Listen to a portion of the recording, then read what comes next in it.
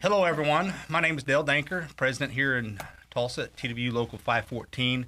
And what we wanted to try to do is come to you live and let people ask questions. I think it's mostly lunchtime out on the base on day shift, and it's Thursday, so we call that Family Day. And we'll attempt to, if this thing pans out and works okay, then we'll do it on other shifts and other days if need be. But I have with me here today Marla Johnson. I'm your vice president here in Tulsa at Local 514. So we have my phone number that you can call in, 918-636-6089. You can also, I believe, if you're logged into the YouTube account, you can ask questions. And we got other officers behind the cameras here ready to bring your questions forward, and we can try to answer them. If not, if we don't have the answer off the top of our head, then we'll have to research it and get back with you. So if you do have a question and we can't answer it, we need to be able to try to maybe call you or get back with you. But so we're going to talk about specific issues. I've got things I want to talk about. Marla's going to kind of give an update report, but we got Jay Potter that's going to come in, talk about a few things went on with negotiations, and he'll be talking about retirement. Jimmy Holt, chairman of facilities maintenance, will come in and talk about state of facilities maintenance in the base and some things going on.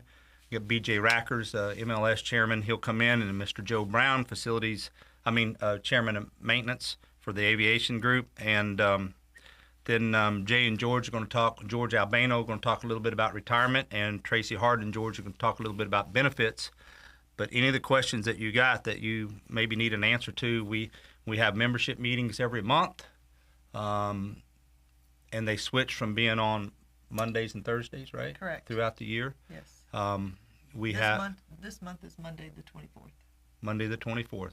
So we have membership meetings. We have a weekly digest that Al, sitting over here, puts out that I try to have the officers give as much information as they can about what's going on in their area and upcoming events. And so we have a website, TWU Local 514 website. We have union boards. I think we have probably too many, but I think it's over 50 that we have around the base. So no matter what building you're in, there will be at least one union bulletin board. And so when things are of the utmost importance, we try to have Mr. Terry Buck, our recording secretary, it'd be in his job to go around and make sure those things are posted.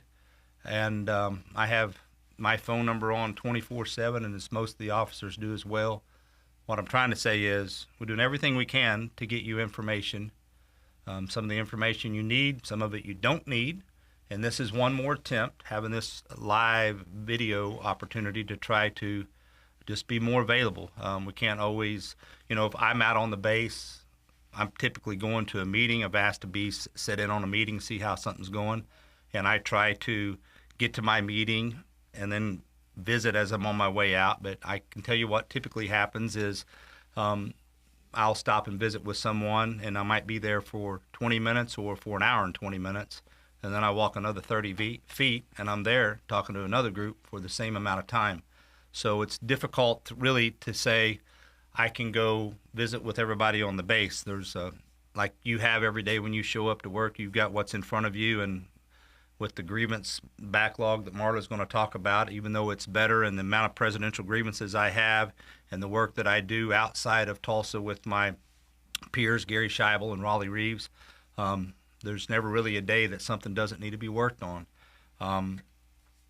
So we'll just get into it. Marla, you want to add anything while we go? I know you got your stuff here, but there's some things I wanted to talk about. But, right. No. Okay. So I wanted to get into I feel like a broken record. I have presidential grievances. The top ones I have are what I call dodgeball and qualifications. Now you hear, if you come to the meetings or read that 514 digest every Friday, you'll hear me mention crew chief known outage. What that means is when a crew chief is gone for a particular day, whether that be vacation, bereavement, sick, injury on duty, leave of absence, block vacation, comp vacation, or DAT vacation, how does that crew chief get replaced? He's gone. We need a crew chief to come in there and run the crew. And what the company has, what they've done since March 26th of 2020, what we started then, Jay Potter and Marta Johnson sat down in a conference room over in the admin building and worked with Eric Oland at the time, and they worked on some things. You got another question? You got a question now? No. Okay. Not So what we did at the time was that we worked with the company on the bids, the bid sheets, and the crew rosters. And this pile of papers that, I changed my pile from up to the current bid sheet, but what all this pile is your latest, what we're on now. And the one on the top is what we originally worked on. And it's changed. I think we're on our 15th bid, and it's changed 14 times out of 15. I mean, changed drastically. And the one time that it didn't change, I'm sure there was headcount change, but I'm not saying out of the 14 out of 15 times that it was a headcount change. I'm saying either you had a bid area and they changed the bid area by an 9FF, or you had locations and they changed locations, or you had some wording to explain to you if you are bidding into an area or a location and they've changed those location names. Something drastic. Now, when I go sit down with the IAM and I go sit down with my peers at 591 and 567, it's almost astonishing to them that all these years later, we still have bid problems. So is that a question coming in? Yes. Okay. So Trenton's got a we got a question coming in. This is does the union have a dedicated credit card for business expenses? If so, do elected union officers use it for business expenses, or do they use a personal card and get reimbursed? So this was something that was come up. Thank you for the question, Trenton. This was something that, and I'll go back, Trenton may be on his break time and would like to get this question answered. So what we'll do is I'll try to take the questions as they come, and we'll just bump in and out of the subject matter I'm using to fill up the time. So we do have business cards, credit card, and we use those if we have to purchase things. We could use those for travel expenses. And then he asked, do you have a personal card that you buy stuff with and get reimbursed? So yes, both of those things can happen. We talked about this at the membership meeting, and I've, because there was some things on a social media platform called WhatsApp, and it was all like, hey, Danker's got a personal credit card, and how do we audit that, and what does that look like? Well, we can't tell what he's spending. So we talked about this at the last membership meeting, and I had Deanne bring in the audit. So if I probably know what's behind that question, because there was that traffic on that social media platform. But my travel, if I go somewhere and I have a travel packet, I'm going to go somewhere, I'm going to have a flight, I'm going to have a hotel room, I'm going to have like a Lyft or Uber rides, I'm going to have parking at the airport. And so all that, I have a travel packet, I have my flight planned, I have my hotel booked in advance and all that. So we turn all that in for reimbursement. So after you have your hotel receipts, your flight receipts, your parking after you get back, all that, then you turn that in. And so yeah. First of all, you have your travel packet that you get approved. Right. So the chair of whatever committee, like for instance, we have the flock committee, we have the women's committee, and we have the veterans committee. And when they go on trips, you turn in a request for your travel. And so that gets approved. So first of all, you have to get the travel approved, and then when you get back, if you've used your personal credit card, then right. You turn in those receipts to get reimbursed. Now, we do use the company credit card on a lot of the committees when I'm traveling with my people, because that way the people don't have to use their credit cards. Right. So they don't have to incur a that huge expense and wait to expense. get reimbursed. Correct. But if you use, and I've asked, when this question was being, all this stuff was being floated out on this social media platform, like we were doing something fraudulent, which is a bit comical to me, because when I started, I had to break CDs to pay bills and maintain the dollar amount that our motions say that we have to maintain in a strike fund. I had to bust CDs with Deanne, bringing them to me and saying, hey, we got to do something here. So at that time, financially, we were in bad shape. We got everybody on budgets. We started having budgets approved. They ultimately go to the membership. Everything goes to the membership. It gets approved at the membership meeting. But now we have a significant amount of money. I don't want to talk about our finances because this is live. Yeah. But if you come to the membership meetings, Deanne gets up and gives a report every time. Her audit's available. You can come with her, and all this stuff can be looked at. If you thought that I was like fraudulently spending your union dues, you could have that looked at. You could have my travel packets looked at. Everything that I do, I'm an open book. So that's maybe that's going to be somebody's, I don't know, maybe it's a campaign flag. I don't know. I don't care. But when we turn in this stuff, if I used a business credit card, and here's what the International does, they also do the same thing. They have their card, they travel, they have to turn that stuff in to get it approved, and then they get reimbursed. So if I use my business card, I could go out and spend all this money that's on this business card, like I think it's like a $35,000 credit limit.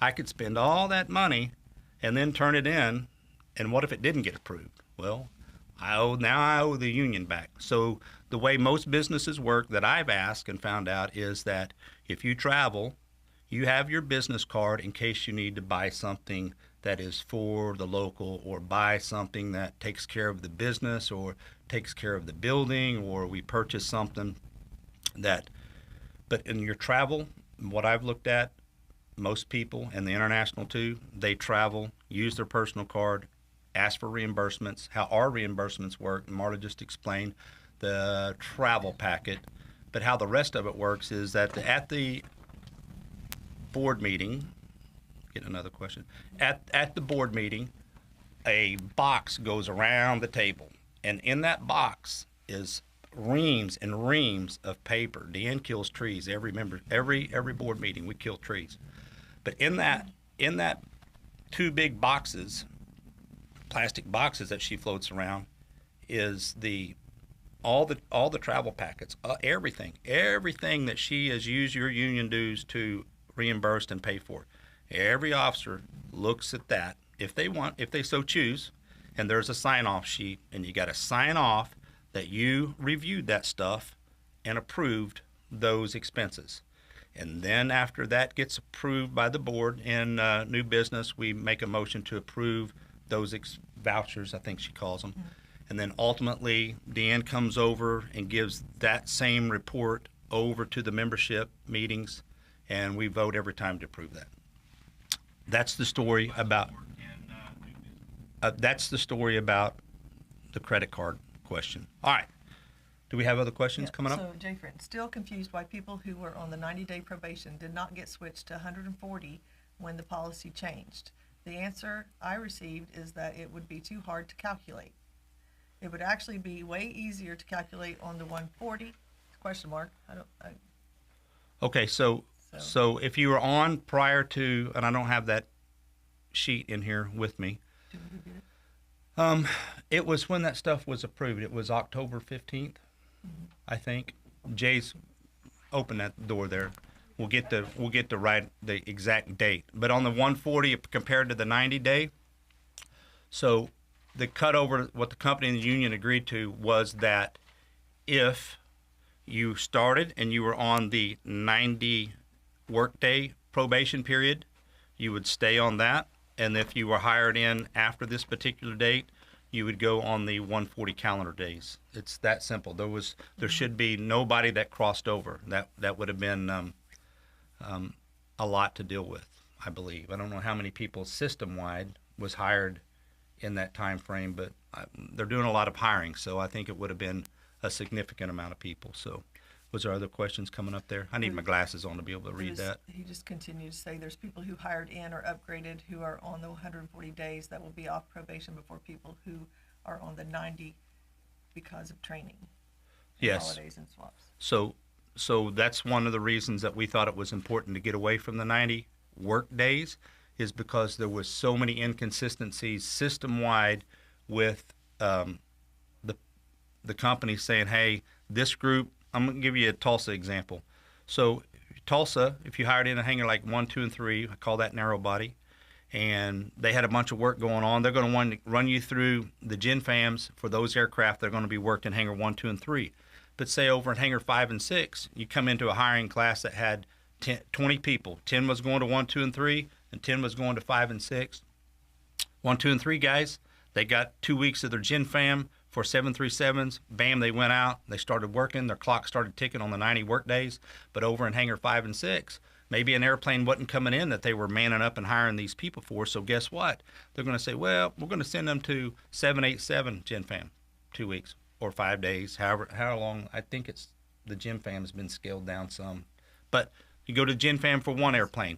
Oh, we don't need them yet because the airplane's not here. Send them to another gen fam, so when that type of airplane comes in, then we'll have them ready to go. Oh, that airplane's not here yet. Send them to 737 gen fam school, so if we have to park a 737 in hangar 5, they'll be ready to go. And then those 10 guys, now their 90 work days hadn't even started yet. So it was important for the union to get that to where it's equalized somewhat. And so the 140 calendar days did that. Does that answer his question? Well, he's wondering why they weren't grandfathered in on that. I think this was the question, basically what he was referring to. And then you're welcome, Trenton. Then if you transfer, say you're here, you're not on probation, you're on a trial period. So if you're an aircraft cleaner, you get your time in, and if you're eligible to move up to an OSM or over to an MLS, another classification, a lot of guys are moving around, getting their seniority clock started, and it's helping in their pay. I think it's a good deal. So if you move, once you go there, you're in that period for another 140 calendar days before you can transfer again. And then we had some questions about senior maintenance planners. They are stuck in a 12-month trial period, so that's a little bit different. There's some classifications that are a little bit different that our computer frees up. Yeah. You got another question? Yeah, we got Lee View. Can you go over the details on how a grievance gets to arbitration? Yes, Marta can. So look, when I'm excited that questions are coming in. That means people are watching and participating. And I can go back to the things that I was talking about. But I'm gonna let Marla talk about this, because Marla and I went to Phoenix, and then we went to headquarters because Lee, this was a big issue to try to get. It's a very big issue. So I'll drink coffee, Marla. Go ahead. So we go through the grievance process. You do your verbal, your first step, second step, and then it goes to the GRB. Now, if they deny it at the GRB level, then we take it to the board and determine whether we want to take it to arbitration. And what we look at to determine if we're going to take it to arbitration is we look at past arbitration cases to see if we won that case or if we've lost that similar case in arbitration. And we also look at, for instance, if you filed a grievance for 2 hours of overtime, we're probably not going to take that to arbitration, because arbitration typically will cost about $10,000. So, but then we strike for arbitration. We contact the company attorney. Now, if it's a system-wide, we have to go through the association, and then the association will strike for that, which is like with Dale's cases, his grievances that he has that we have. The dodgeball one, right? Mainly. And we actually finally got one on schedule. You have to process. So it is a very, I don't know what word I want to use. Long process, tedious process, and communicating with attorneys. I'm just going to tell you, I'm in the middle of an arbitration case right now where we did not take it, but the member's attorney was going to take it, and talking to 2 different attorneys, it takes a long time to get a response from either side. So it is a long process, and it seems like it should go a lot quicker, but unfortunately it doesn't. Yep. So, yeah.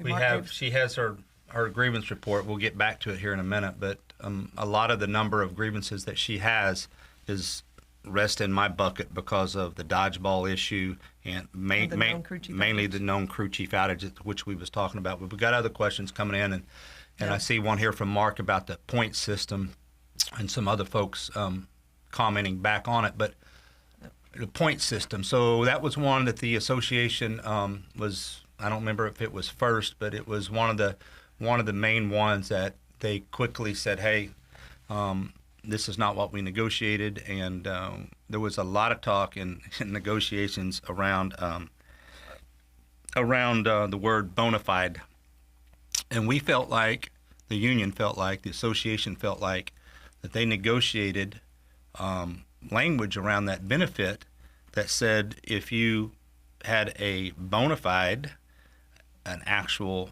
medical condition that you went to the doctor or the hospital that you were under care for, that would qualify you to use your sick time, your earned sick time benefit, and there should be no discipline or anything associated with that. Well, the company has a different opinion to that. They say that they have a right to monitor that, the use of your sick time. So it went to an arbitrator. It was a big case.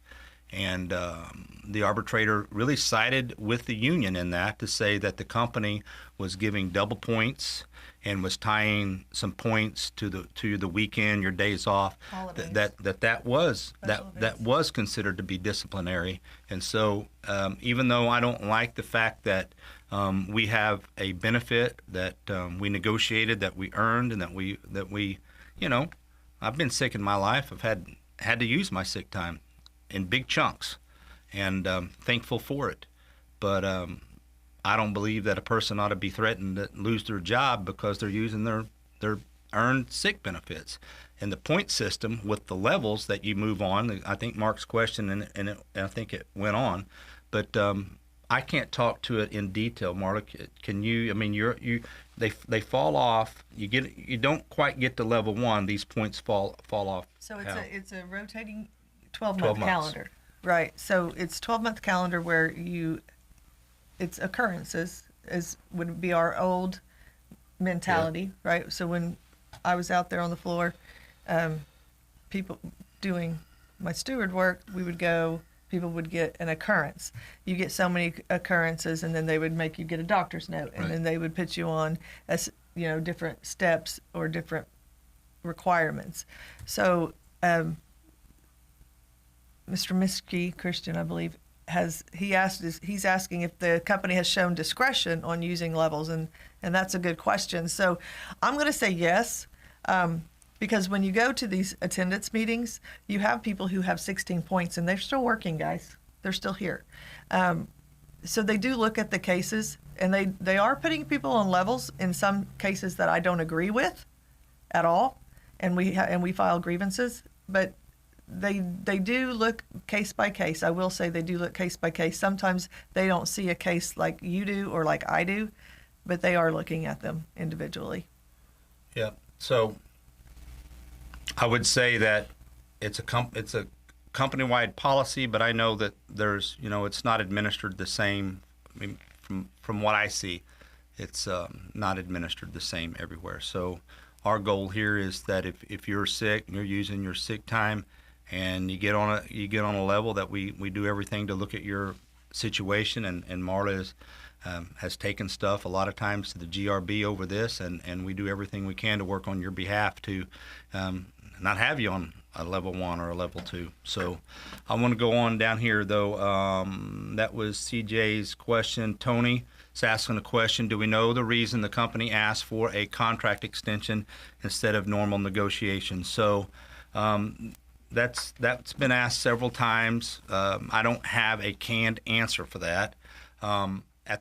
The company was trying to get a deal with the flight attendants, and they ultimately achieved that. At the same time, the American Airlines moved off of being on the S&P 500 to the mid-cap 400. At the same time, they let a senior VP go, where they were making some adjustments to going out and having a like a travel agency book business flights to, they were trying to steer people onto more of an online, you can go to the A.com app and do it. And there was some conversation around that as a business decision. And American has debt they have to service. And so when they come and approach the association, they said we can, because we were ready to go. We worked on this for a year.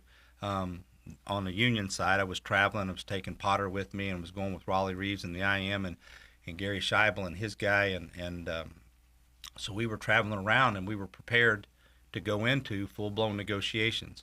When the letter was sent from the association to the company and said, hey, we're ready to go, through that upper echelon of people at the association and the company, it came back to us, and we had a meeting about it, that they would either entertain going into full-blown negotiations, or they'd entertain an economic extension, or they would entertain an economic extension with maybe work on some high-level open issues. And ultimately, the group decided on that, with where the economy was and the way things looked at that time, that if we could get just an economic extension and move full-blown negotiations off of where we're at, with an election coming up for president, and who knows what's going to happen with that and what the economy is going to look like. The group talked about, let's work on an economic extension with open issues.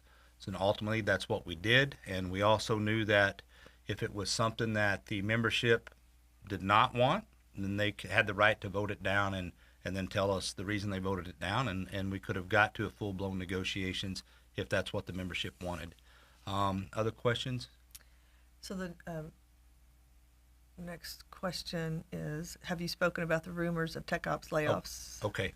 So I did see last night, I talked about it with letter of voluntary leave of absence. Talked about it with Marla this morning. I put a phone call into our international rep, Raleigh Reeves, but he was I didn't get him this morning, and I know that he'll call me back, but I did want to call him and ask him the questions. I see our airline division director, Andre Sutton's name on it, and so I know that Raleigh will have some something to say about it, but I can't speak to it. I mean, I read the letter, this time, yeah. But we'll have to find out something. And when I do, I mean, if I find out something today, tomorrow is Friday, we put the digest out. When I get something, I'll put it out.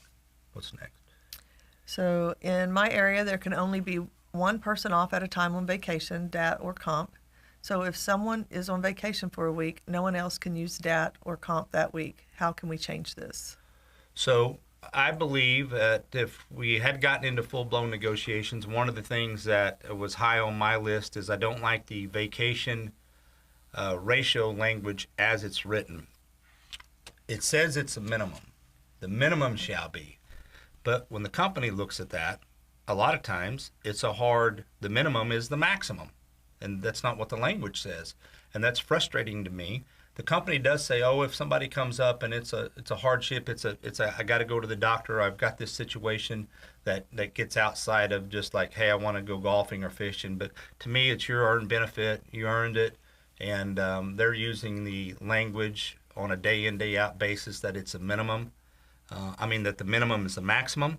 And that's frustrating to me. So what can we do about this? When we go back into negotiations, we can take that in and start trying to either change that language to where it's a better maximum and force them to try to get more people off. So also to that question, if you're in an area that has different sets of days off patterns, mostly in AO, but in a lot of the back shops, there's some of that. MLS departments. Warehouse, yep. Facilities. If you have a person, and they're only allowing one person off a week, and so they're only taking 5 days.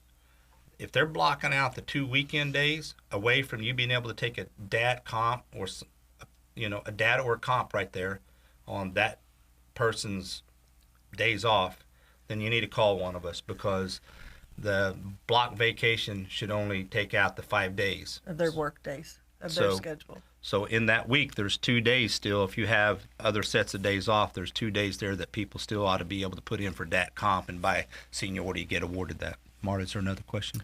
That's all the questions for now. All right. So I'm going to go back to what we were talking about. We were talking about my grievances, I believe. And so Marla mentioned we do have an arbitrator selected for the dodgeball grievance. And what I have about the bid sheets that I was talking about was that I believe the company has the right to set the bid locations and the bid areas. They got kind of let us know, but we don't have a demand right to say you can or can't do this or you can't do that. You can't change from 5 locations in a bid area to 1. We really don't have the language that supports that. They just got to let us know what they're doing. And unfortunately, they usually say, hey, next bid sheet's not going to look like that. So if you're out in AO, your bid sheet got changed again. And so I'm trying to get to the point where if we can set the crew chief replacement, when a crew chief's gone, how do you replace them?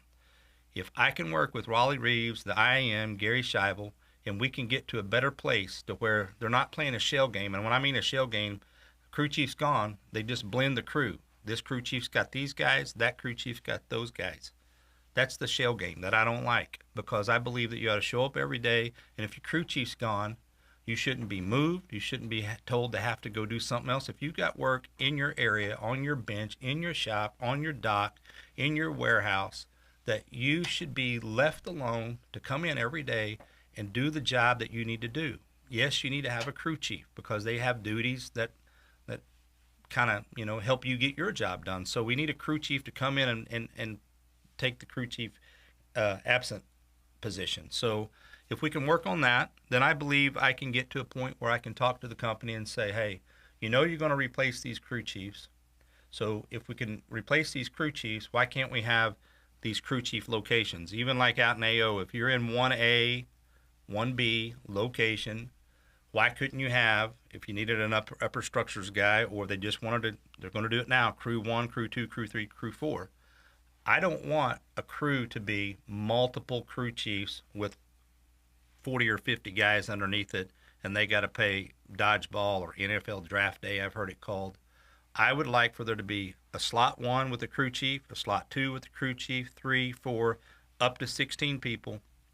If that crew chief's gone, then we go to the flow chart we've been working on, and we get a crew chief there. It's either going to be a crew chief by overtime, or it's going to be a crew chief by temporary upgrade.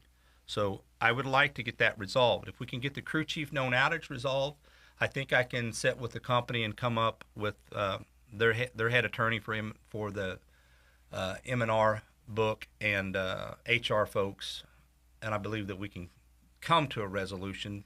But if we can't, we got an arbitrator picked, and I think it'll probably end up being August, September, October before we can get an arbitration date. But we do have the arbitrator picked, and it is in the queue, if you will. Okay, Derek has a question. Okay. So I'll take this. Okay. Why, as a new hire, is it not explained that you must actually make a selection? My new hire year, I was given DAT, so I made no change. Now I'm stuck with vacation instead of DAT. So, Derek, I'm sorry, but we do put that out. The company puts that out.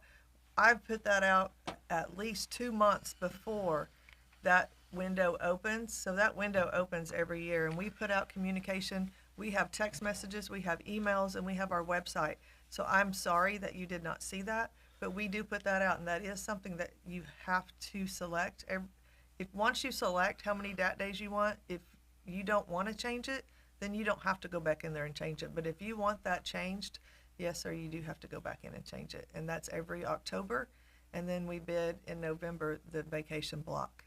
So Derek, we have, I don't know how, when you hired on, Bud, but we do have a lot of new folks, and so probably a minimum amount is probably on this watching. So I just ask everybody to always, that's information at the break table. It's good to share with your friends and the people that you work with that, hey, this DAT selection's come up. You have to change it if you've selected it. So now, he's saying he has it. So now if he doesn't change it, then he's going to be stuck with that next year, right? Correct. So just know that next time this rolls around, can he go in there and change it prior to when the selection window is? There's only a window. Okay. So, yep, you just have to be conscious of that. Now, Al, sitting behind this video this camera right here. Al has it on the web on our website, our member data, that you can get signed up to get notifications. And I think he's even got different levels of notifications. So if you get way too many notifications and you just want something that maybe is particular pertains to this type of stuff, you can sign up for that. So I would suggest and share with your friends that you sign up for that if you felt like you didn't catch it and you don't come to the membership meetings because you got too much going on, or you don't read the 514 digest, religiously every Friday. You can just simply sign up for, hey, that's the information they put out. I want the notification, but you probably got to contact Al to do that. Al, is that right? No, it's on the website. It's on the website that they can sign up for that notification? Yes. Okay, we might after this, we might put that in the digest, talk about it a little bit. All right, is there other questions coming up? So if a mechanic is upgraded to crew chief for the shift, are they supposed to fill the mechanic's vacancy with overtime? Yeah, that's in, I got my book here and don't have my glasses on, but it is in the contract book under overtime that it is that if they temporary upgrade a crew chief, it's in where those charts are at, right? In 18, it's in Article 18. There's some charts in there that says that you go these steps, how you get people for overtime. But yes, it is. Did you find it? Did you point to it? I got it. Can you see? Yeah, those two things. There's the chart, crew chief chart right there. So, where is that one about basic though? Okay. So on the M&R book, is he M&R? Did he say? Yeah, he said mechanic. Yeah. So in the M&R book, there's charts, and I'm on page 120. Crew chief.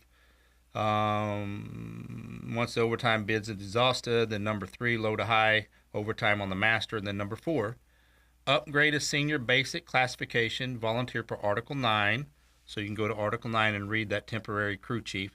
Filling of vacancies within the bid area on the shift, and call basic classification to backfill upgrade position or positions if it's more than one. So it is in the book that is the requirement. If that's not happening in your area, please contact us. So I'm going to go back to Derek. So now I'm getting a little bit clearer information what happened. So here's what, and Derek, if I'm not correct, let me know. So when he was hired, they automatically, because he didn't probably have a full allotted week, they automatically gave him DATs for the days that he had. Well, the next year, when he didn't make the changes, it stayed that way. No, it didn't stay that way, because he didn't select that. The company put that on him. So okay, I believe that's what happened. And Derek, let me know if that's what happened or not. We'll research that because we got a lot of new people coming in. So that's something we weren't aware of. So if that's what happened, that would be confusing. So if you're a new hire DAT, if it's under 5 days,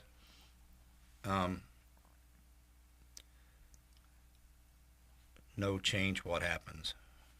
Okay. We'll educate ourselves on that and put something out about it, because I wouldn't have been privy to that either. Right. That you got. So Pedro also has a question. Yeah. Why does it seem transparent to use your personal credit card for union business purposes and get refunded, knowing that the union has a credit card for that? Would you allow us to audit your card? Well, you do audit the card, Pedro, because they don't get paid unless you turn in the receipts. So essentially, it is an audit. If you're using your credit card for your personal use, why do you need to audit the personal use of the officers' credit cards? What you need to audit is what the union is paying for, and that system is in place. Yeah. Okay. Any other questions? Yeah, I don't get where all that's coming I from. don't either. But I don't know. I'm audited to the hilt. I've always said, it used to be about my time. When's your time? When's your vacation? When's your sick? When's your that?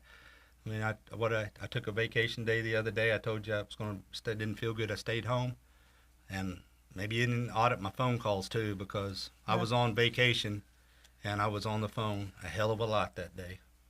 But I'm never afraid of being audited because I do the best I can. And if it's a deal with the credit card, I don't know. Come and talk to Dan.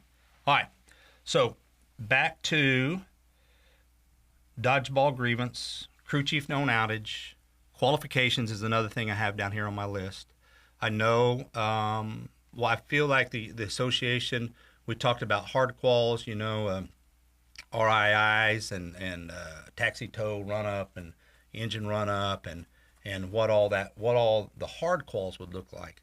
Then we get the contract and we come back here and all of a sudden now we got all these structure qualifications, all this stuff being piled upon. Then they want to have qualifications for the OSM shops and on and on and on and on. So the book talks about being able to have, the company has a right, they negotiated and it's agreed upon. They have the right to have the qualifications.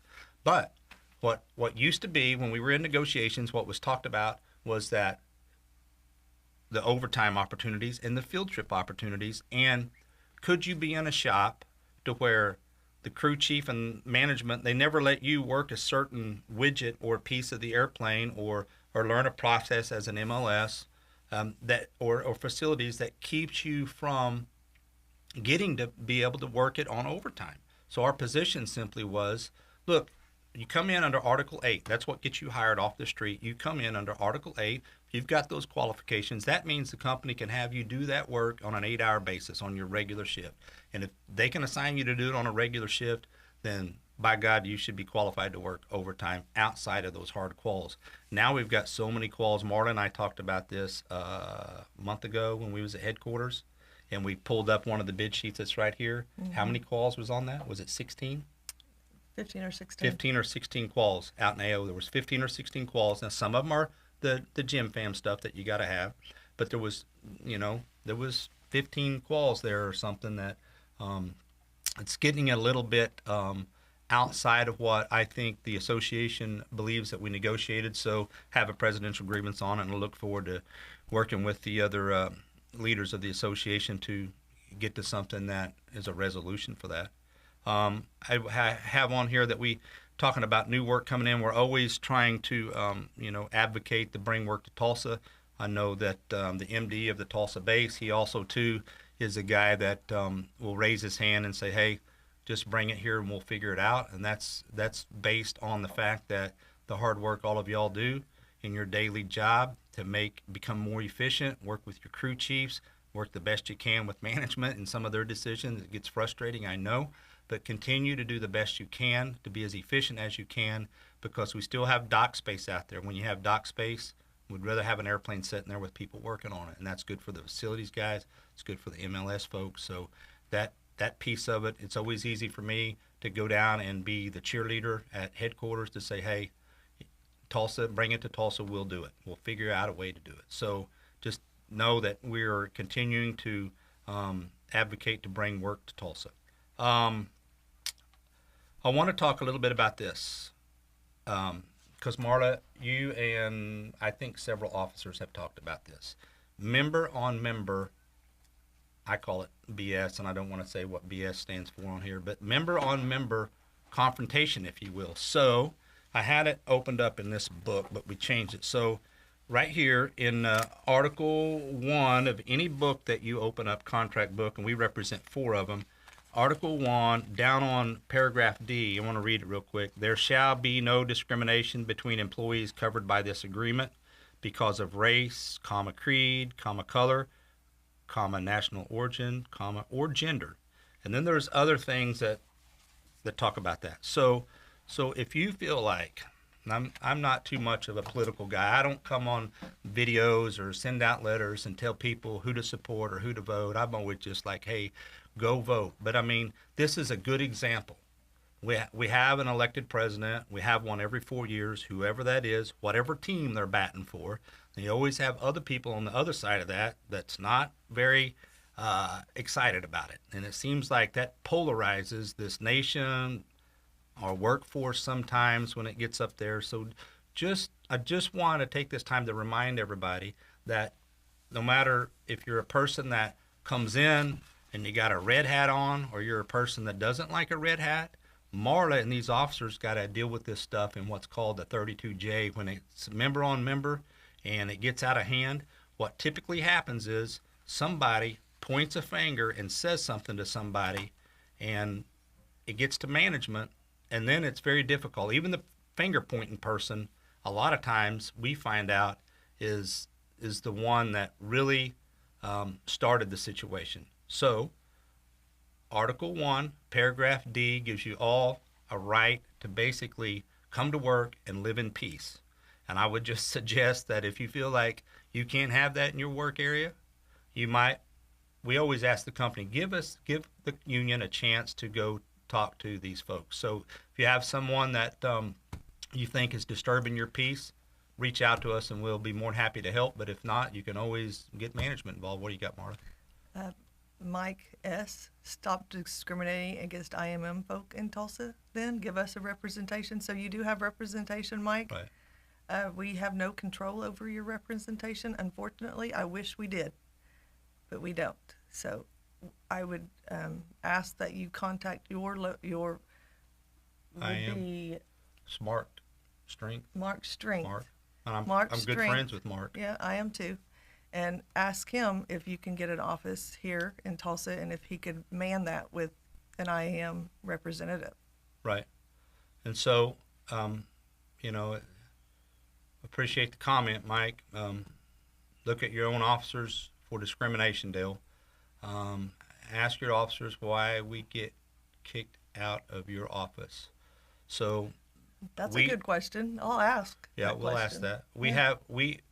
I always, if we have something that comes up with the IAM, call it a gentleman's agreement, or look to your association documents that Al's got listed on the website. I always call Mark, and they have a couple of IAM reps here. I think their reps are planners or schedulers. I'm not sure what Dana is and the other gentleman, but maybe he's a maintenance planner. But always call Mark and say, Mark, we've got this issue. Do you want us to go in and represent them on that? I can't remember what the last one was, but right, I have done that. Yeah, he's like, absolutely. So we do our best to represent the IM, but we respect the fact that you are IAM, and that we call your leadership and say, hey, do you want us to represent these folks in this situation? I don't know what to say. I'm just going to say, Mike, I'm not sure who you are, but if you want to give me a phone call and discuss, because I'm not sure what you're talking about, but please feel free to call me, 918-282-7494. Okay, when we're done with this. I do, we do a really good job of running this union conservatively. And so when we like AMT days coming around, we're looking at an AMT day gift, as we typically do, for everybody on the base, as it takes all of us. And a lot of times, I can't legally give away the TWU Local 514 memberships union dues to buy gifts for other people. That's not, it has to go to the union members who are paying the dues. So maybe that's something that's offensive to them too. I don't know. All right. So Marla, I kind of got my stuff covered. I wanted you to give a grievance report real quick, and then we better get Jay in here and keep we're moving. At 49 minutes. How many? 49. Okay. 50. No. Do you want to give your So I was just the numbers? Yeah. Kinda? So back in August of 2022, we had a total of 2,721 grievances.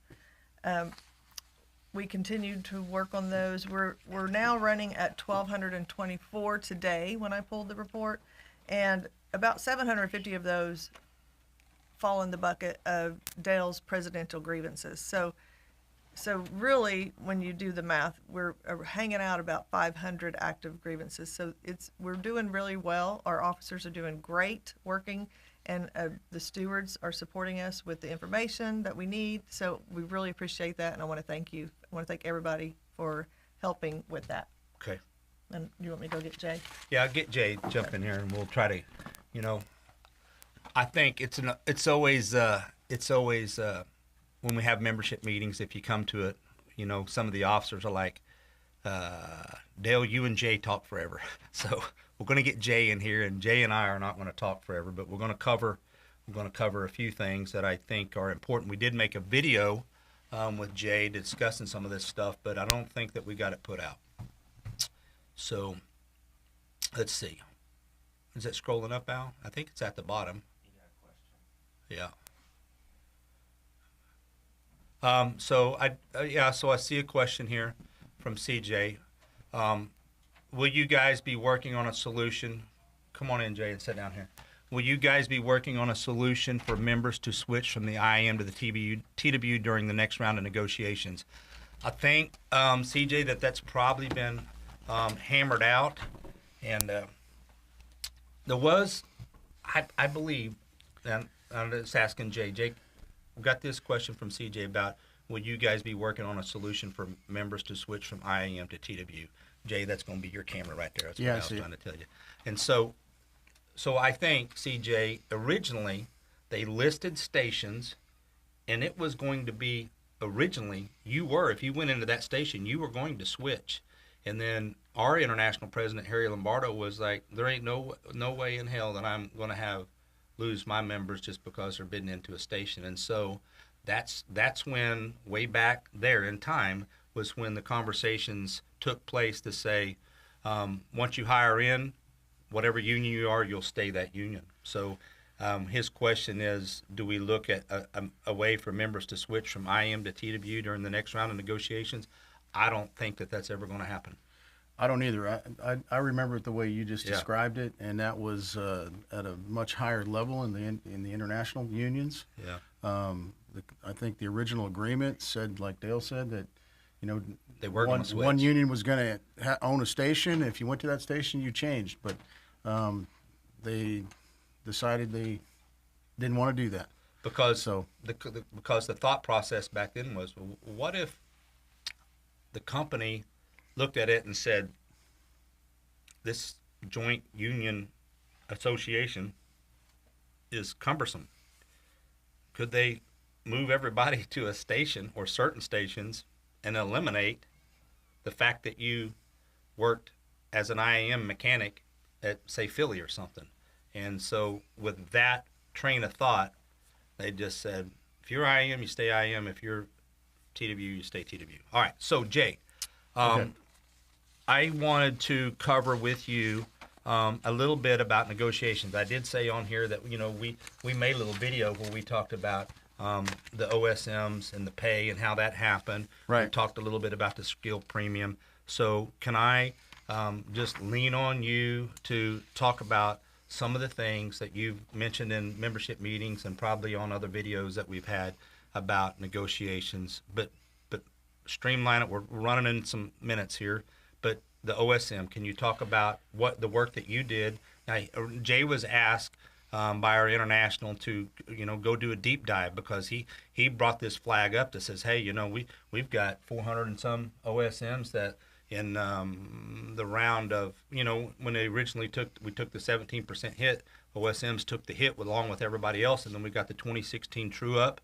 When after the IAM got their contract, and then we did a 2016 true up as we were working on this contract that we ultimately got in 2020. But at the time, Harry Lombardo, our international president, and the IAM, they did not feel like that it was going to be a protracted out negotiations. They didn't think that the membership ought to have to wait for some wage increases. We had been waiting years and years and years, and we were falling behind. So in that 2016 wage true up, the OSM at the time, based off the government document, I can never remember what that government document came out with, the comparators were of the other airlines for most of the classifications. But at that time, there wasn't a good comparator for the OSM, and the OSMs at that time didn't go up percentage-wise anywhere close to what the others did. Now you take over. Okay, so what I did for our economists and for the team that was in the when it got to a smaller team that was meeting with American, I did a deep dive back into 1995 when we actually, the SRP classification came in, which then converted to OSM. So back then I just went and what was, I kind of did a chart on what was their pay percentage to the chart rate or base rate, if you will, of the AMT and the MLS. And so we knew that they were at a certain level when it started in 1995. They kind of decreased a little bit. Well, they kind of maintained it through the restructuring, which happened in 2003. And then when this contract come in, we went through that, wage adjustment is what it was called. And I think it became effective, I want to say August of 15 or 16. 16, August of 16. So, and then they did an industry comparison. So it was important to us going into this that we knew that their percentage of the base rates of AMT and MLS, for example, had declined. So our goal was to move that the other direction and bring it back up. And what happened? So I made this chart. I gave it to the economist and to the leaders and everything, and everyone can see the chart. Now, we did also some industry comparisons of ourselves, and I won't name any companies, but we looked at several places that airlines source work to, and look at their rates, and in many cases their rates were not that much above the OSM rate at the time. So it was just important to us to fill in the negotiators with the information, all of the information that goes all the way back to 1995. And so when they ended up coming back with the pay scale, and the fact that they were able to get the OSM up to, what was it? I can't remember what it went to. But anyway, we were pleased that it went that high. And then in one of the meetings that we had in Tulsa here with the members, we had a gentleman that stood up and said, we just want the same percentage of increase that the mechanics get. And actually, at the top of scale, the OSM percentage of increase is exactly what the percentage of increase for the AMTs were. It was 15.32% at the top of scale. Now, you can look at, there's different ways to look at what your weighted percentage of increase is, and that depends on how many people are at each step and all of that. But I'm just looking at top of scale. So if you look at a top of scale AMT and a top of scale OSM, they got exactly the same percentage of increase this time, right? Which will move in the right direction as well. And their percentage came up, so the percentage of the AMT chart rate also increased from where it was, and then the percentage of the MLS chart rate also has never been more than it is today. So we feel like we did well with the OSMs. On that point, I also did a little chart. If you hire in as an OSM and go all the way to top of scale, okay, versus if you get your AMP and hire in as an AMT and go to top of scale, there's about a $400,000 difference in wages through that 8 years. Yeah. So, I mean, that's just something to consider. If you're a brand new OSM, it's probably in your interest to go out there and get an AMP, and the demographics of all of us old guys here, you're probably going to be able to, when you get that AMP, you're probably going to be able to upgrade. There probably won't be a long wait. Or if you've worked as an OSM for a few years and worked as a cleaner, all that time can count.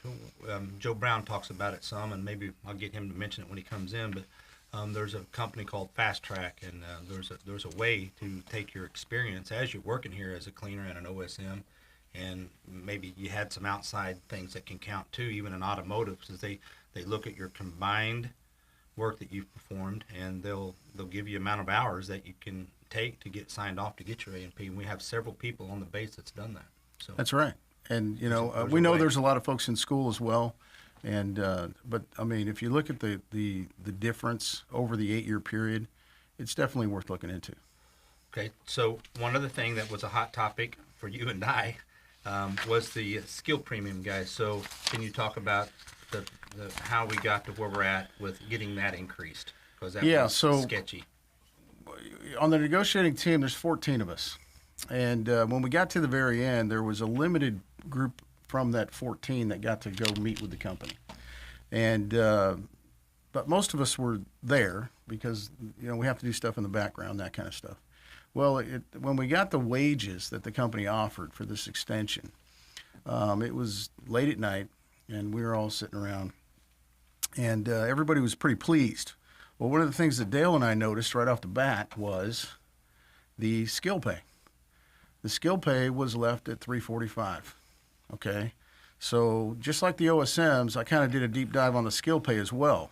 And if you go back on the skill pay to the 01 agreement, it was less than what was it, 455? I think it was what it was, or I think it was 455, 345. Sorry, 345. Yeah, 345 is where it was stuck, and it wasn't at 345 in 01, but we never got to the 02, 03 rates because of 911 happened. But in the restructuring, it stayed at 345, which was in that agreement, the 03 rate, okay? And then the A&P license stayed at 5. Well, under this new agreement in 2020, the A&P license went to 525, and the skill pay stayed at 345, which we knew was, right, a problem. So going into this one, we knew that we couldn't have that happen again. But it was when we got the wages from the company, that's exactly what happened. So Dale and I are sitting there going, "Hey guys, I mean, we can't, we just can't support it. We have a lot of skilled people in Tulsa, and that rate needs to go up." Okay. So we all discussed it, and everyone was on board with going in and fighting for the skill pay. In the 11th hour. It was an 11th hour deal to the max.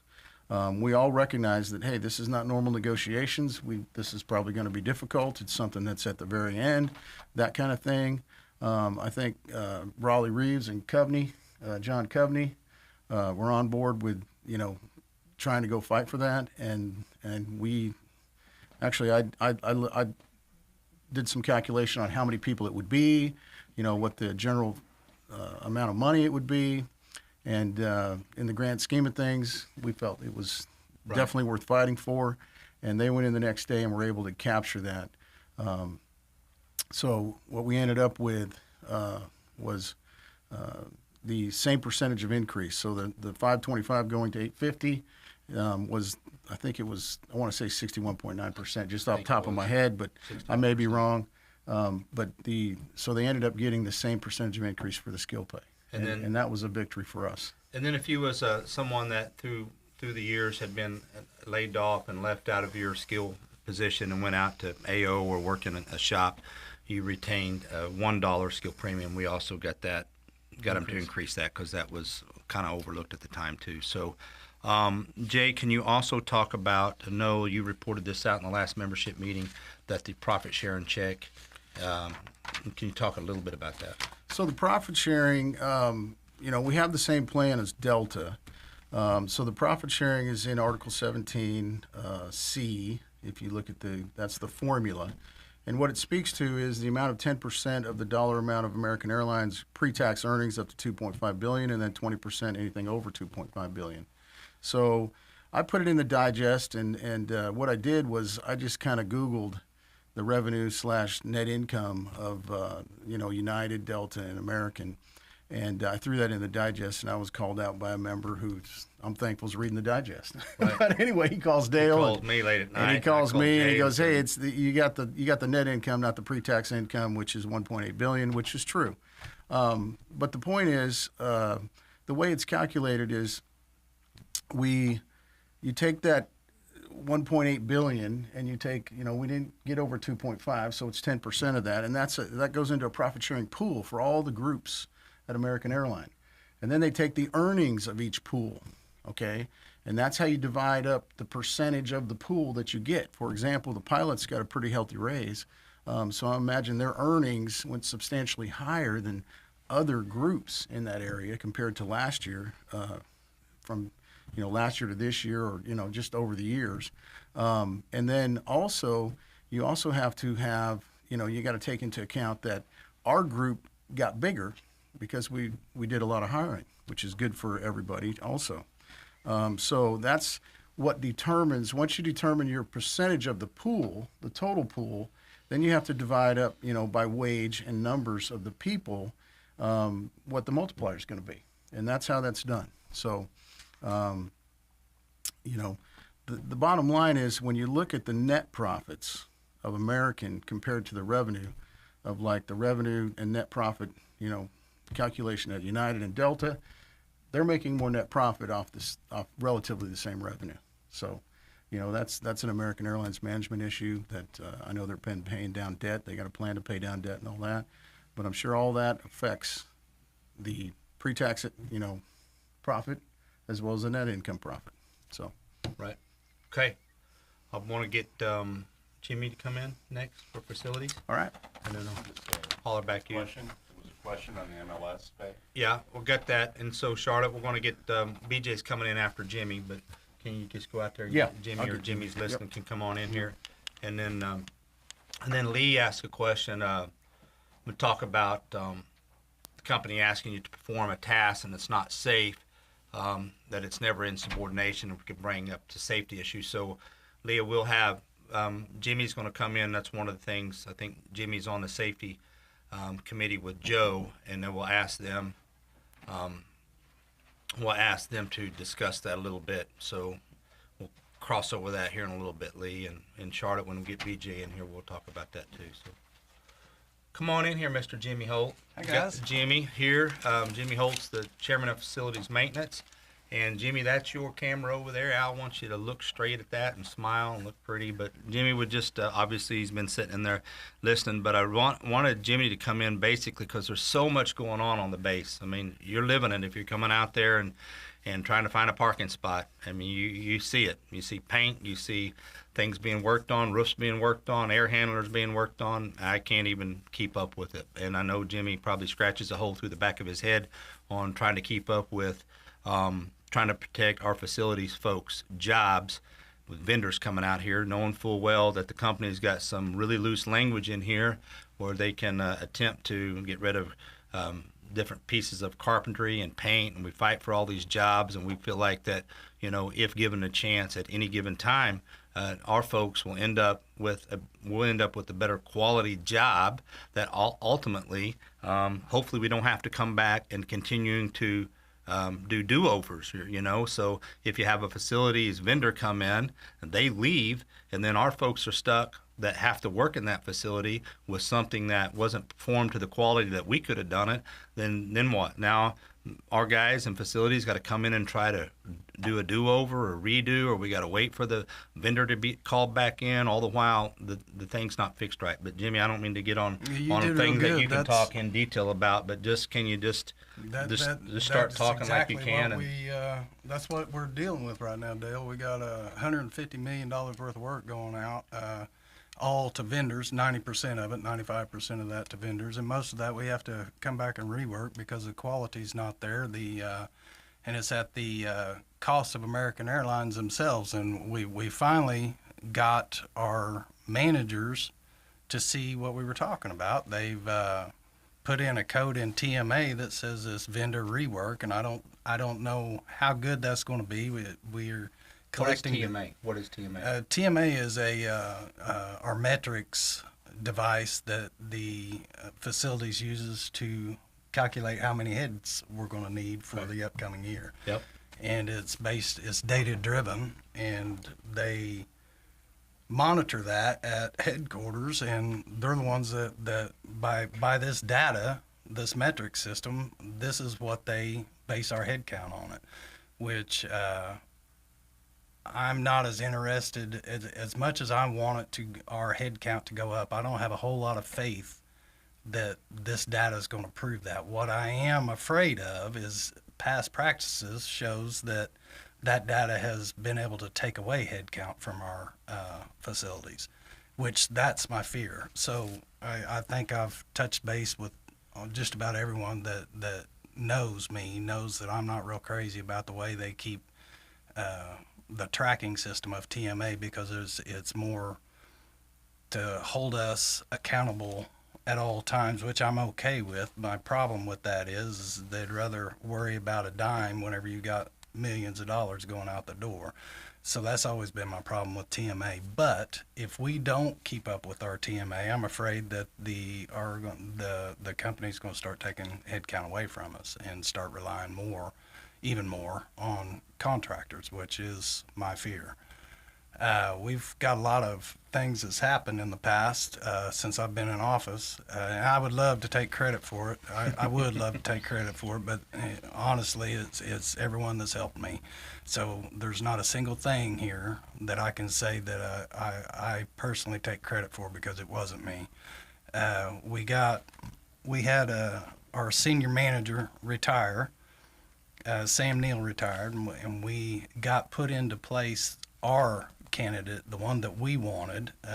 Thankfully, they listened to who we suggested, and they put Richard Lyons in.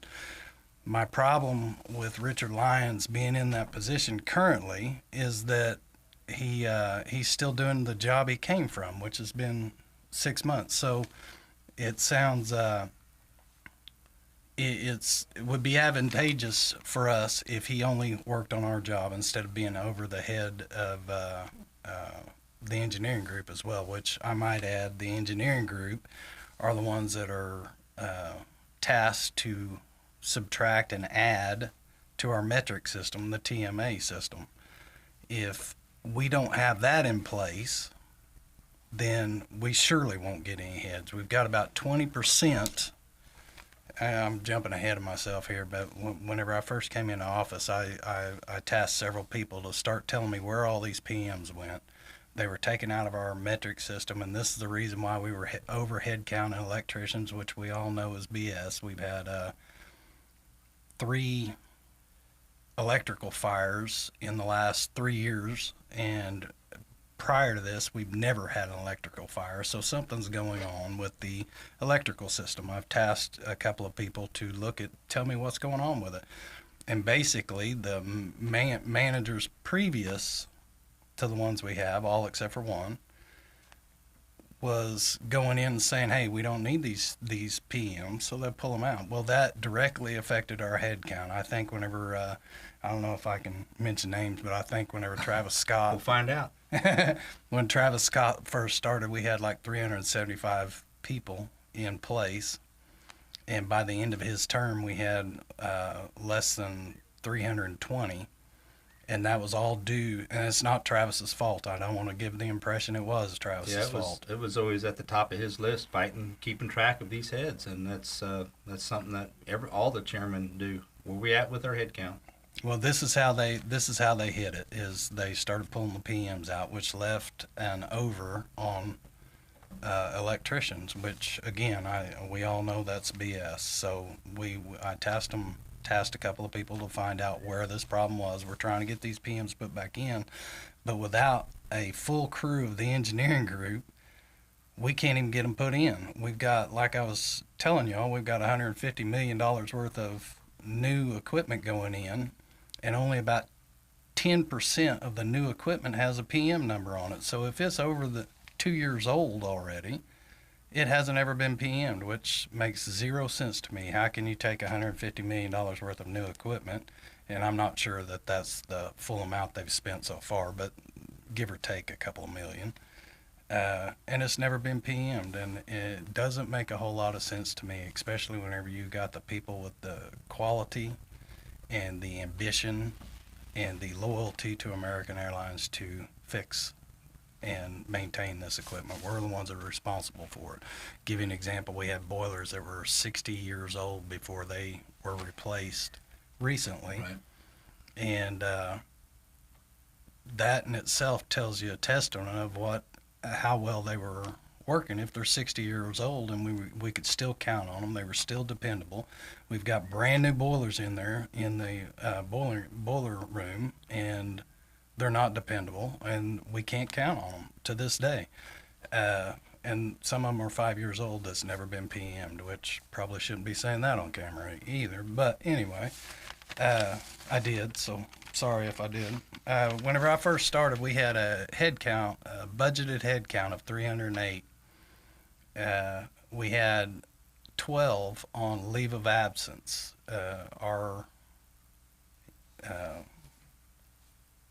our managing director of the base, came back and said, look, if there's anyone gone on long term for more than 90 days, we're going to replace that head. So this is why I kind of keep track of the people that are on leave of absence is if they've been gone longer than 90 days, we replace that head. Well, at the time I come on as chairman, we had 308 budgeted. We had actually 301 actual, so there left 7 openings that they hadn't filled. They kind of took advantage of the crossover between me and the last chairman, and they weren't filling positions at that time. And then we had 9 that were on LOA that they hadn't filled. Well, that was a total of about 289, somewhere in that area. That whenever I started, whenever halfway through, and again, it sounds like I'm trying to take credit for this. I'm not. There's been a lot of people that's helped with this, but we've got 8 budgeted in addition to it. So our new budgeted head count is 316. We currently have 320, and we have 8 out on LOA. So that's telling you that some of those LOAs have already been filled. So we're really keeping a close eye on our head count, because head count is crucial to us doing our job correctly. I'm hoping to get more, but we've got to prove it. I think there's other ways than just the metrics that we use, the TMA system. I know that if we don't keep track of our TMA, and we don't do our TMA, and I can't believe I'm saying this, but if we don't keep track of our TMA, there's a good possibility we lose the heads that we currently have. So this is why I'm a proponent on keeping this up to date as much as possible. If you get done with the day, try to fill out your TMA. The company's wanting this. I don't say that I agree with the company, but I'm not going to disagree, because I don't want to take from our head count. They're currently doing coaching counsel with all those that aren't keeping up with their head count. And even though one of us, a union representative, may be in the room with you, that does not mean we agree with coaching counsel. That only means that we're there for you, and that we're trying to look for holes in their plan. And quite honestly, you all know how I feel about it now. So do your time on your TMA. So Right. Well, one thing that I wanted to see if you could say is, because there's so much going on at the base, and you might come into your shop, dock area, hangar, building that you work in, vendors coming in and out. If someone, because it's one of the things that I think Lee asked, and I want Joe to talk about it too. What would be the right thing for someone to do if they come in and they see something safe? Maybe it's not even in their work area. They come into one end of hangar 6 and they're working the other end. What would you recommend that if somebody sees something that's not safe, what would be the right steps? Well, the first thing, that's what I was trying to tell everyone, is that we can't do this alone. Your union needs is just you. It's you are us, and us is you. We need volunteers as much as possible. So what I would say to that was go to your safety coordinator and hopefully, or your safety auditor, and hopefully explain that to them. If you don't get the answers that you feel are safe to you, because no one's going to be at your side, and no one from the company is going to be at your side if you're laying in a hospital bed. So it's up to you to be safe. It's up to you to go home to the ones that you love. So if you don't feel comfortable with the safety auditors of your area answer, then by all means get a hold of us, or get a hold of one of us in safety. I'm co-chair of safety. Joe is chair of safety, and you've got Clay Streeter and Mike Flippin. They're all willing to help, and we can put answers to that as much as possible. Okay. I know we got some questions coming in. Some of the officers are answering. We're going long, which is long as okay.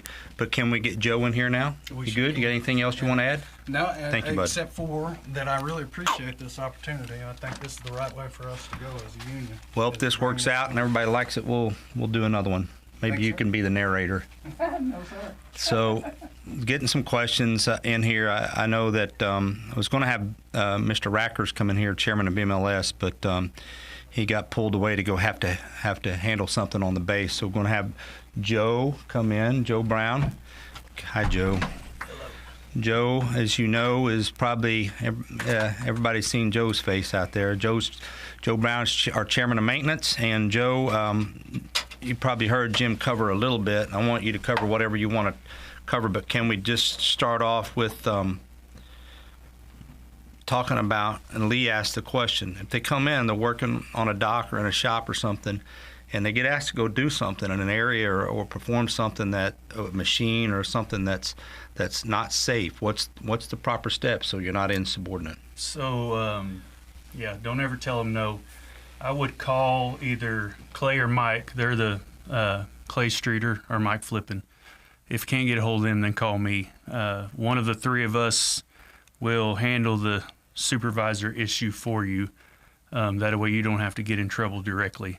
But you should have it also. You should have a crew chief there, and you should make it be known to the crew chief, like, hey, I'm concerned about this as a safety issue. Yeah. So don't ever do anything unsafe.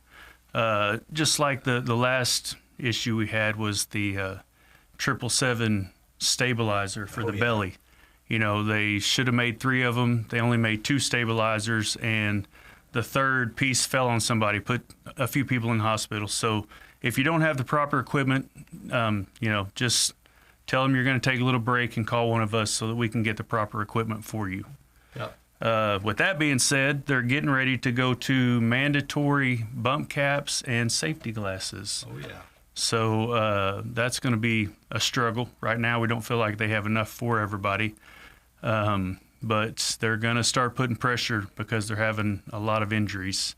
So I want to say probably the end of March, they're looking at doing that. They're not there yet. Right now, they're just talking about it. Let me ask you something. And he's got a list of things here. But as the chairman of maintenance, can you, from your perspective, talk about some of the biggest, like if I'm a guy that works in the north end of the engine shop, maybe what do you see, Joe, that are the biggest issues for the base as a whole? I mean, is it overtime? Is it the bid process? Is it what do you see? That's what it is. It's, I mean, you're busy all the time. It's with really vacation. We don't have enough vacation. It's at a minimum, like you said earlier. And the bid selection process. Mine and your daily fight is They don't identify the list so that people can work where they're skilled, more skilled at. So that is the fight that I'm fighting every day. Right. Post the list so that we know what we're bidding, and then if you need us to move, we'll move, here and there. They don't want to do that, and they went the opposite direction in 1, 2, and 3 at the beginning of this crew change, and it was a disaster. Yeah. So they moved some people back to their skilled areas, and hopefully the next bid they'll change it back so that you know where and who you're working for.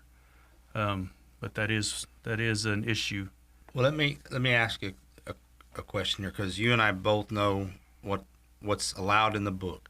If you and I, well, you're my crew chief. I'm on your crew, and Al's sitting over here, our IT guy, and he's another crew chief.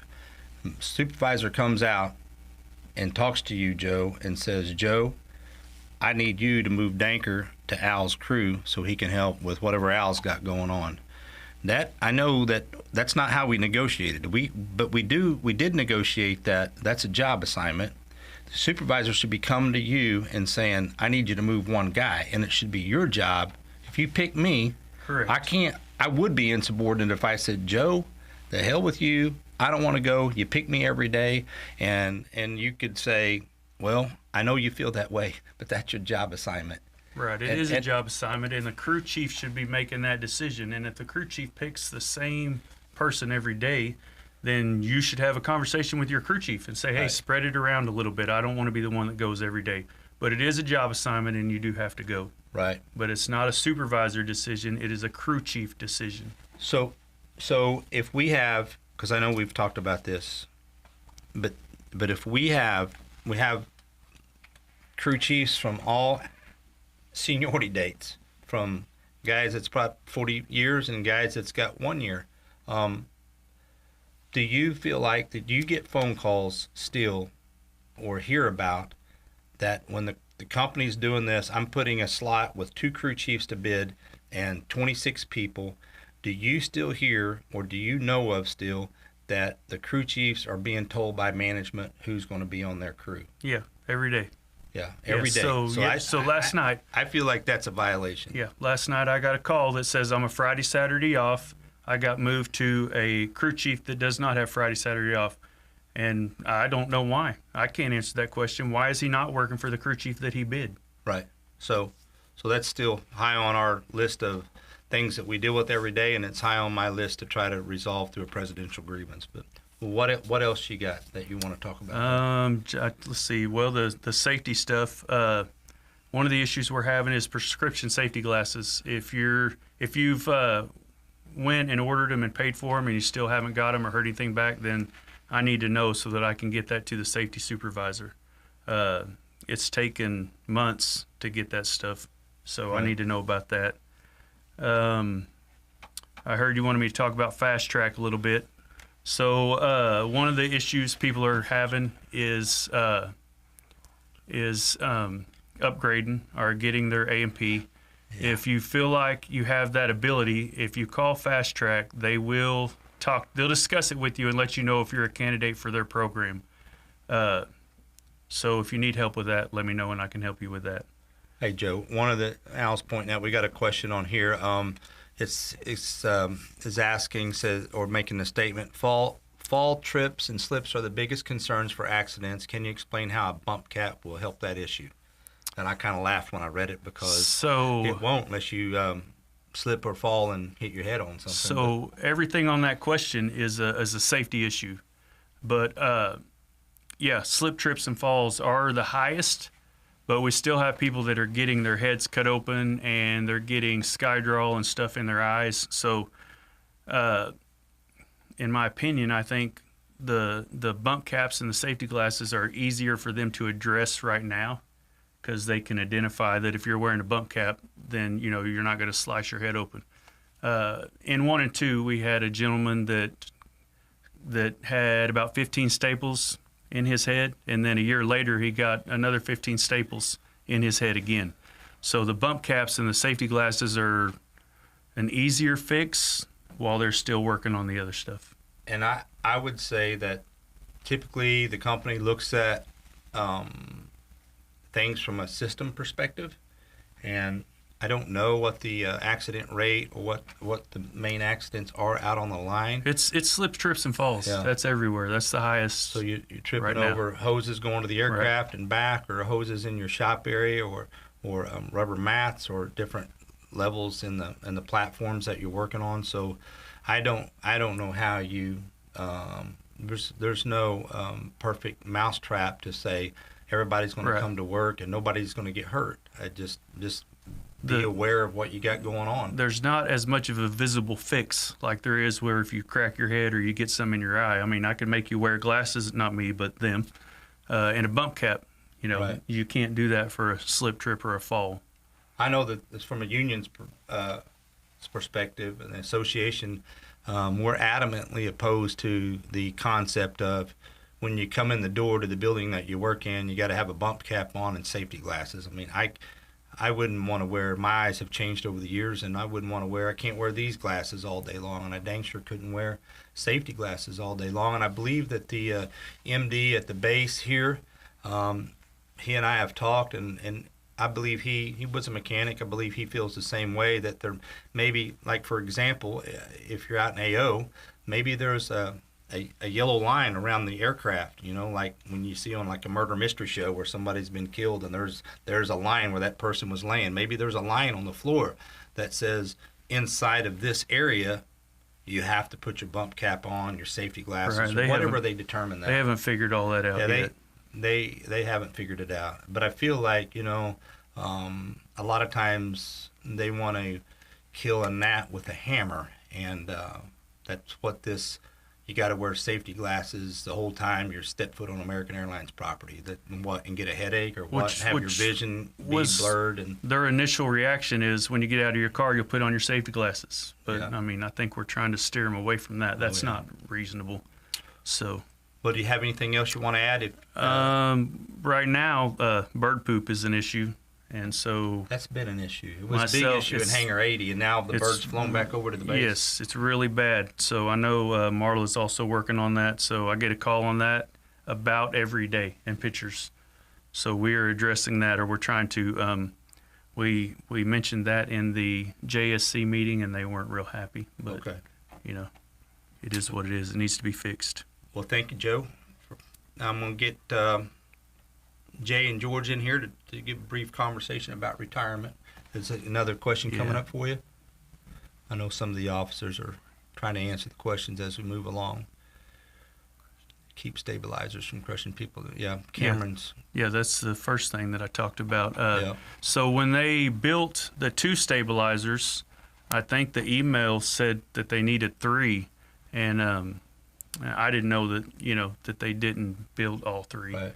So it was a pretty big issue, but we have all 3 now. Yeah. So y'all have, if you see something, you have to say something because they don't tell us. Yeah. So All right, Joe. Thank you, bud. all right.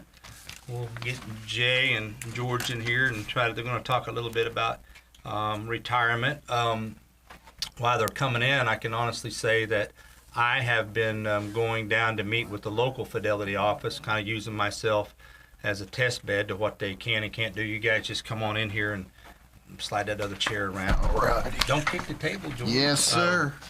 These guys are like a bull in a china Bull in cabinet the china sometimes. closet. Been So- told that before. So this is George Albano. Albano, yes, sir. I've heard it said several different ways. We've got Jay Potter back in, but so these 2 gentlemen went.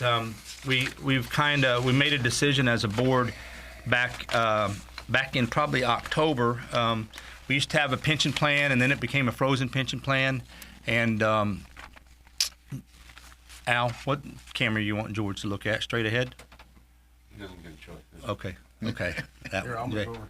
No, it's okay. No. It's fine. All right. Am I good? Yeah, they're good. All right. It's all new, guys. We're working this as we work the bugs out as we move along. But the board looked at was it the Advancement Group, Yes. Advancement Group, which was Mr. Lober's business, and we used to have a pension plan, and ultimately it became a frozen pension plan, and the contract there with his business was to give advice on when you retire on that frozen pension plan.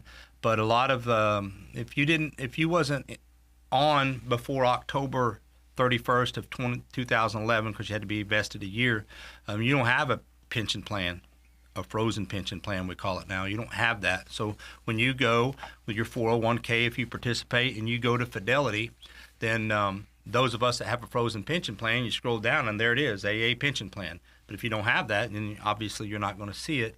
And so the board looked at that and made a determination that we would suspend that contract with him after 24 years, and we would concentrate, and that's what these guys are going to talk about, that we would concentrate on not just those that had a pension plan and what they should do to retire, but we would look at everybody, all 4,300 members, and try to get what was the best benefit and the best information as a local that we could put forward for you as someone that's getting ready to retire, someone that's looking at 5 years out, maybe 10 years out. And so for you younger members, employees, I mean, what I'm finding out as a 56-year-old guy that raised 4 kids by himself, that I wish I could have figured out how to budget a little bit better across the years. And so I am now using myself as a test bed with Fidelity, the local office, to go down and figure out, one, how to get better structured onto a budget. So yes, I've been putting money in a 401k. Yes, I have a frozen pension plan. Yes, I need to do some family planning and maybe get a will or a trust. And I'm working on all those things that Fidelity can help with. And so I can share that with everyone as we move along. But I know that George and Jay have asked them to be on the retirement committee so we can help vet this out. And there's several officers and I sat in a room for, I don't know, we had several meetings. Several and, days. And tried to hammer out what a person should be doing along their path up to and including retirement. Now, George and Jay, I don't know what y'all want to talk about or who wants to go first, but go ahead. You can go. Well, I'd like to say, so since we've started this, I mean, we've had a committee, but Right. I mean, we've use the advancement group. You know, Prior. today we have Fidelity has everything Jay slaps the table. in the Get him to Fidelity split has slap that everything in house. So they have the pension. It's they administer that. They administer the 401k. All of your other options is through Fidelity. HSA accounts, if you select Yes, that the medical. HSA, the Flexible spending account. flexible spending account, the retirement account for your sick conversion. All of that is through Fidelity. So I don't claim to be an expert. I'm not a financial advisor. I'm learning everything I can about the retirement and all the options and how to prepare our members.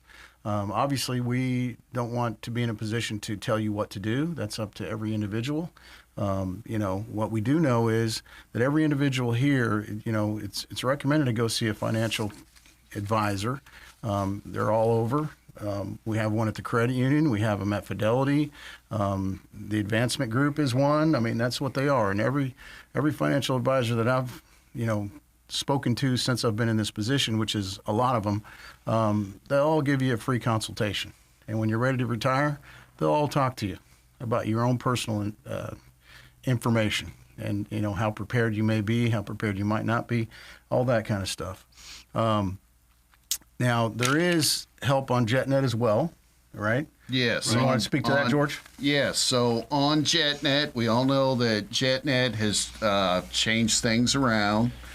So everything before it used to be called the 7 steps into retirement. However, it is still all there. You just click on the resources tab at the top, and then you click on team member services, scan the page down a little bit, and you will see retirement. And there is actually 8 steps now. And we had printed them off here, but it goes from understand your retirement eligibility requirements, review pension eligibility, know your 401k retirement, become familiar with your retiree benefits, and it goes into medical, dental, life, accidental insurance. Learn about retiree travel privileges.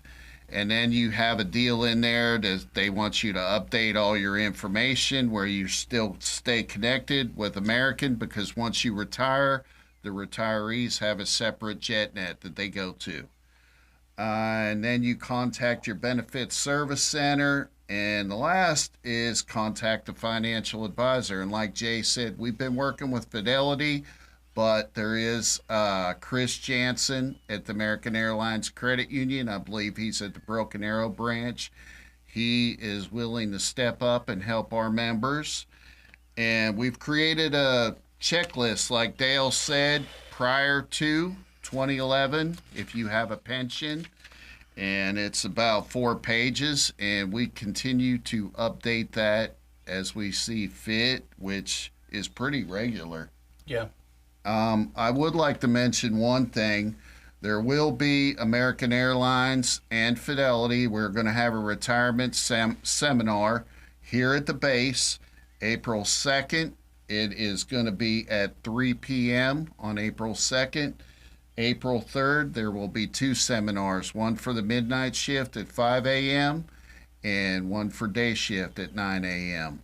So please come out and see what we have to talk about. I mean, reps will be there from Fidelity, reps will be there from American, reps will be there from our 401k with the company.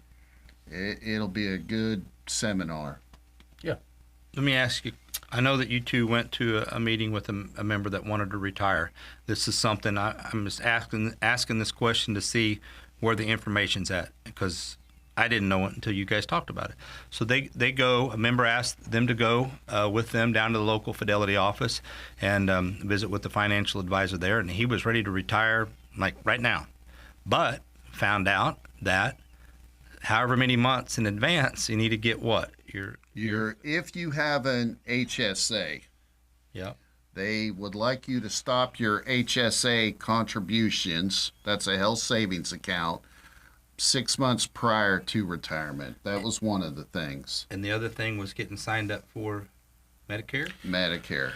Medicare, and Medicare's, we're still trying to wrap our heads around all the Medicare options. Right. You They can. wanted him to sign up and get Right now, he did sign up. Yeah, he was already in advance. Yes. Yeah, he did Yes. sign up for Medicare Part B, Right. which is the health insurance. Medicare Part A is the hospital insurance. Right. And then you have other options to cover because my understanding is Medicare Part B covers your insurance at 80%. Well, that leaves 20%. So there's other options that you can select to cover how you want to cover that other 20%. There's supplemental plans. Right. There's just different options in Medicare.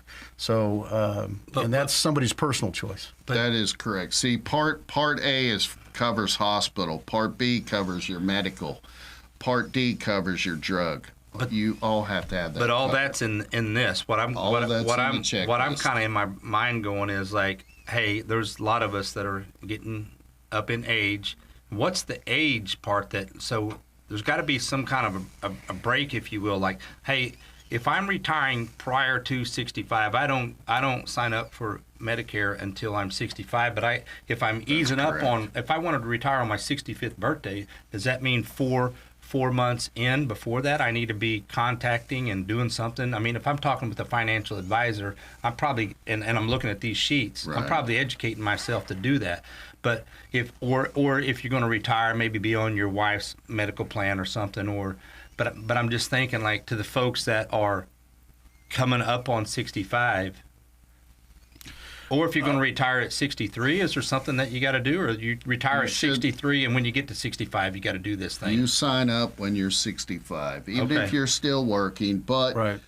and one thing is, we do have a lot of members after the age of 65 still working. Now, when you leave American Airlines, you want to have American Airlines fill out a form, L564 form, and that's step 4 in the retirement process, and that you give that to Medicare. And it's Right. basically so you're not being penalized.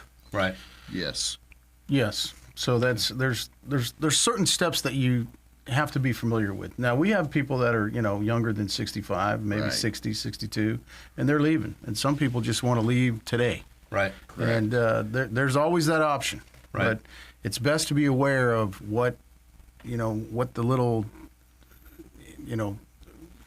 what the issues can be. Right. Right? So that Okay. you're prepared. That's all. Okay. You got anything else you want to add? Because we're going to get Tracy in here and talk about benefits. Yes, that's it for me. Just wanted to mention the retirement seminar coming up in April 2nd and 3rd at the Okay. base. You stay, George. All right. Okay. Thank you, Jay. Yep. I think we had a few questions scrolling up there. I know that one lady had a question about the MLS skill pay, and I wanted to get BJ in here and talk about that because I know He's not here I know, right now. I know, We had so- a meeting. that question maybe, come on in, Tracy, that question we may have to follow up on. I know that BJ was instrumental in, when they needed to ask a question, come on in, Tracy, how it impacted the MLS here. We had subcommittees that were involved and in all the negotiation prep work. So we just need to review that question with BJ and get her an answer.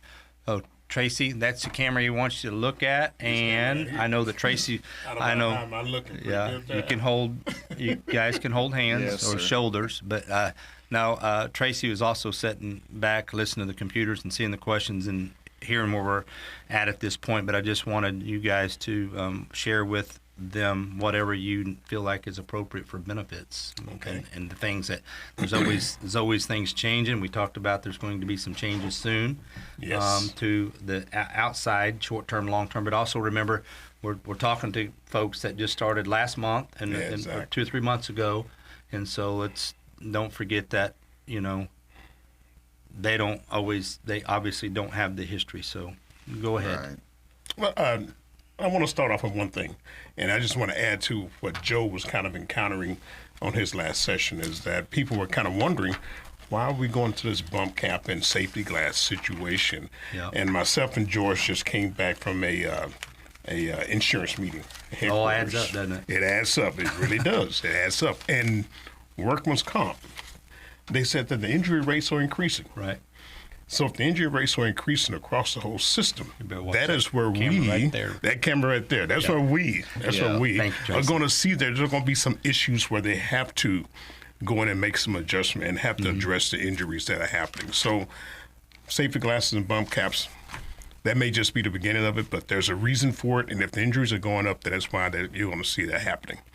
One of the things I wanted to bring up, and I have a few bullet points here, and we're going to start off with one of the big ones, is that if you are utilizing the union-sponsored benefits, and we said a union-sponsored benefits being like short-term disability and long-term disability, if you're using that, you signed up, there have been some improvements for that. The improvements have been that since our pay did get adjusted, there's a reason for that payout to get adjusted. So starting March 1st, the payout is going to be 60% instead of 50% on your short-term disability. And that can be covered up to $4,000 a week. Long-term disability, and it's still going to be the same as far as it's going to pay out 50%, but they're raising the monthly benefit of it to $7,500. So if a person is making $180,000 a year, they're going to pay out $90,000 for a long-term disability, and that's going to still be able to cover up to retirement age. Now, you may ask, is there going to be a cost for that? That's the good part. There's no increase in premiums.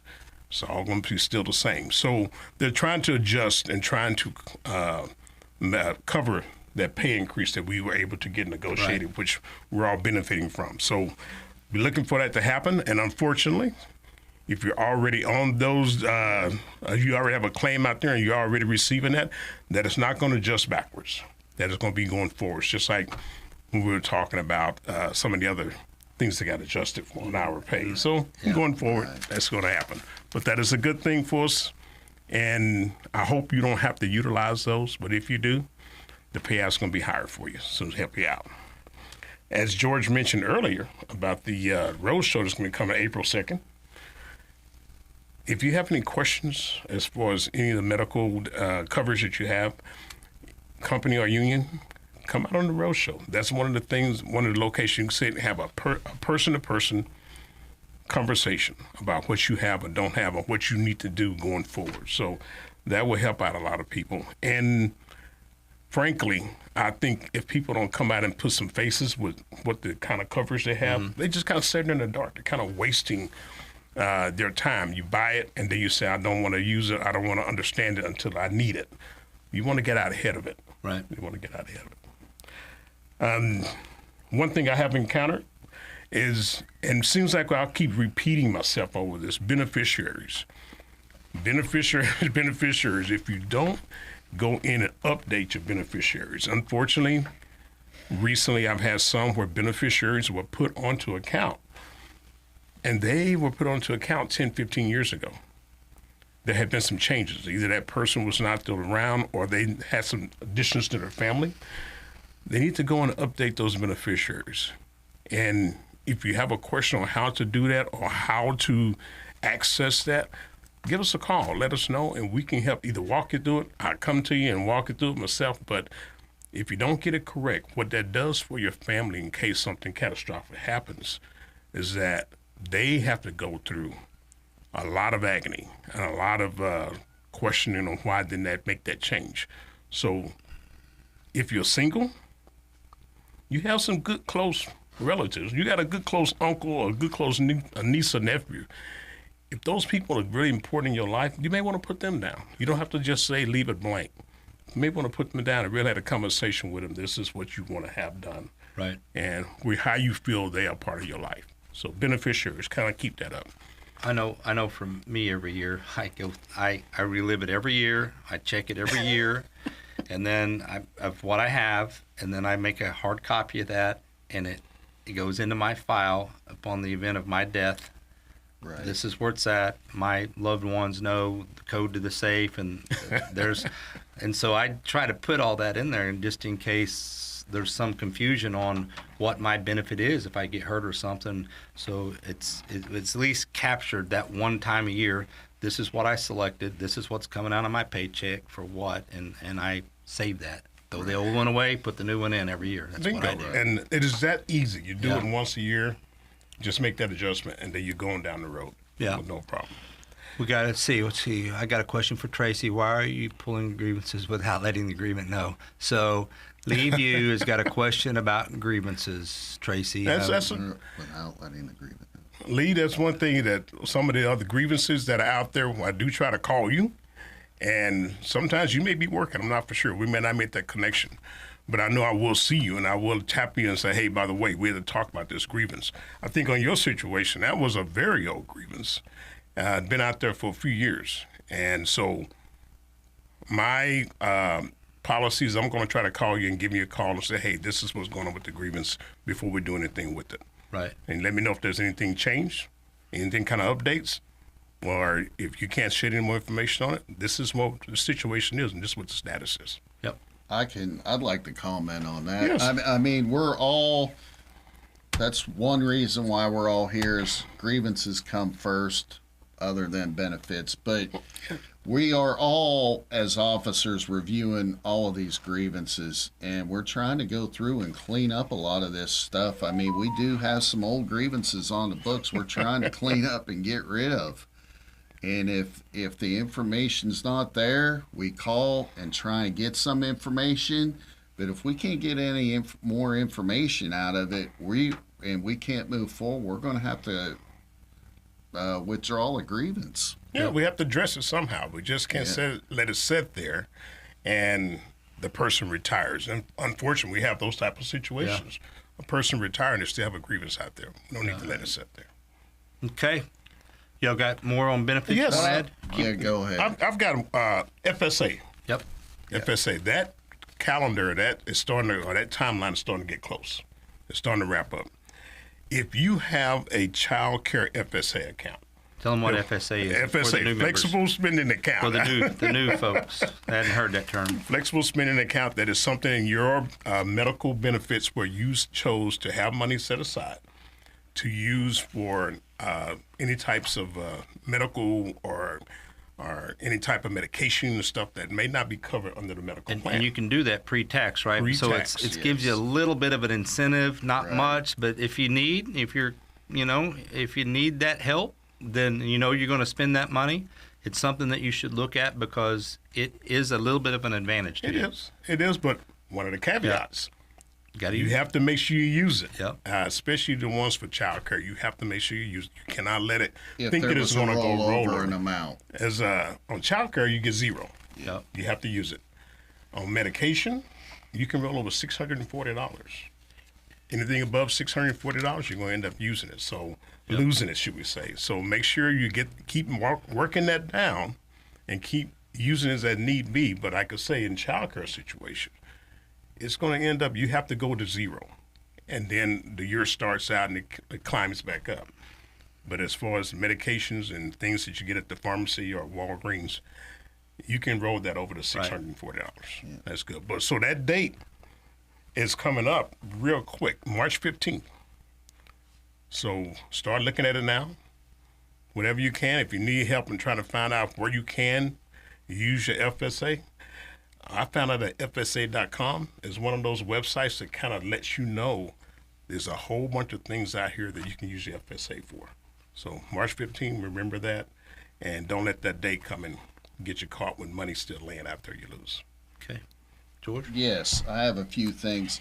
Fidelity, while we were down at headquarters on Tuesday, Fidelity has some webinars coming up in March. And one of their topics is going to be discover the potential of HSA, Health Savings Account. They're going to discuss that on several different days in March. So you just have to go on and register and sign up. They addressed a bunch of different time frames. Is that something that's going to be? Is that something that comes in their AA.com email? Yes, you get. Everybody should have got invitation to it through their AA email. Yes, sir. And Fidelity, if you have a personal email address with Fidelity, you'll also get it there. So they have one coming up in February, It's February 14th and the 24th, and it's resetting your financial goals is a topic of the webinar. So that stuff is out there with Fidelity. They run on like what we're doing with this thing there. Absolutely. It's participation. Can you ask questions? I mean, you could sign up to register, and so they let you in, and you're in. And what are you in there with? Hundreds of people or 50 people or what? Do you know? I don't know. I don't know how many. But you're in a live setting like this, right? Yes. And you can ask your questions and/or just listen.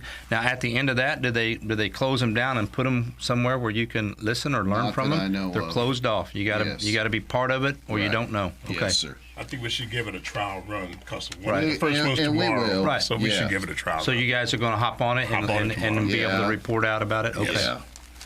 What else you got, George? Some of the numbers that they ran by us, and getting back to the retirement deal. Last year in 2024, there was, and this is company-wide, there was 3,266 pension commencements. That's how many people retired last year with American Airlines. And of that, 1,142 were TW members. Mm-hmm. So, and just one thing, come October, when we had the TW has the enrollers up there. Out of all the unions, the APA,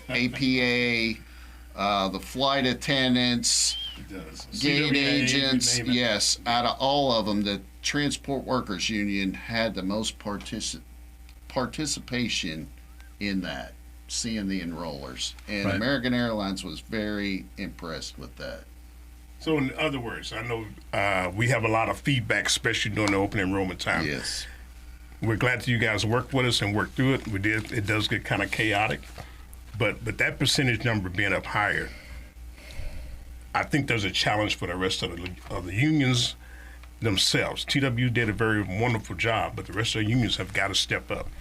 And the more you know, the more you're involved in the process, the more you can be educated and see what's coming forward. Every year changes. Benefits changes so constantly. Right. So as we try to stay updated on it as much as we can, but if you get involved and you ask us, we're going to help you out and we'll let you know when we know. Is that it? Yes, sir. Don't know how long this was. Al, how long did we go? Hour plus? 158. 158. We didn't intend it to go that long. Maybe next time we have less people talking, or maybe I talk less. But I appreciate everybody that asked questions. I hope that we got them. We got everybody's answered. I mean, I'm seeing them on the screen in front of me, and they scroll up. So if I miss someone, I apologize. My number is 918-636-6089, and you can call me, and we'll come visit any of your area, and I can bring the officer that's assigned to that area or whoever needs to come to that area.